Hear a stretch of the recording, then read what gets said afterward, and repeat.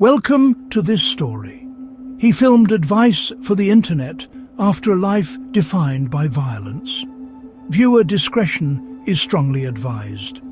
Today we begin the story of Pedro Rodriguez, his choices, his consequences, and the complicated context that surrounds them.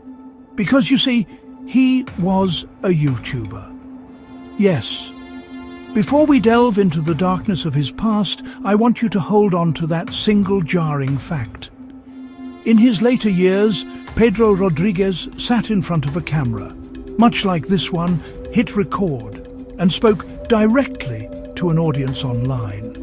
It's a wild thought, isn't it? I'm an old English chap, and today I'm taking you through one of the most astonishing and unsettling lives you'll ever hear about.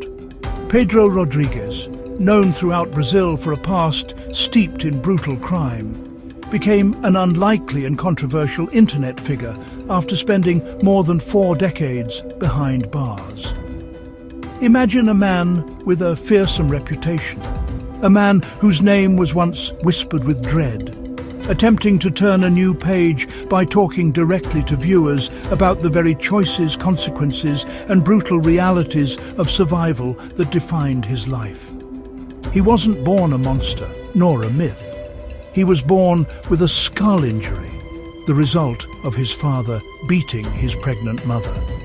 He was a boy shaped by a hard world, one of poverty and violence, who made harder, irreversible decisions and paid a heavy price for them. Decades in prison.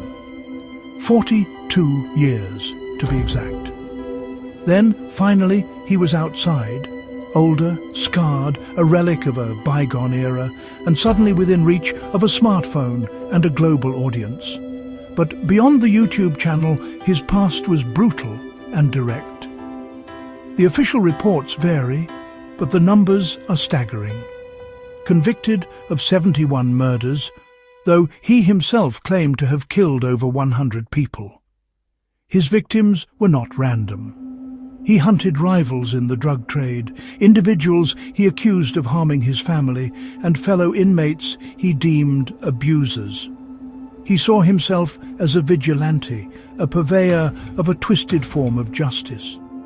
Most of his attacks were swift, up-close acts of retaliation. Guns were a common tool. Knives, too, and inside prison, anything could become a weapon. In lockup, he was a predator, targeting inmates he accused of heinous crimes. Reports cite point-blank shootings in broad daylight, vicious stabbings during prison yard fights, and calculated ambushes meant as payback. His violence was personal, direct, and terrifyingly efficient. Now, let me be absolutely clear. I am not here to glorify this man or his actions. I'm here to say that people are profoundly complicated. Some stories are jagged things, sharp at every edge, and his is one of the sharpest I've ever encountered. But when a man with that kind of past sits down to talk about the consequences of violence, you can't help but listen a little closer. For me, the most haunting part isn't the headlines or the staggering body count. It's the quiet, surreal moment when a camera clicks on and a life that once lived entirely in shadows tries to find a voice in the daylight. Redemption is never a guarantee. It's not a destination you simply arrive at. It's a question we keep asking of others and of ourselves.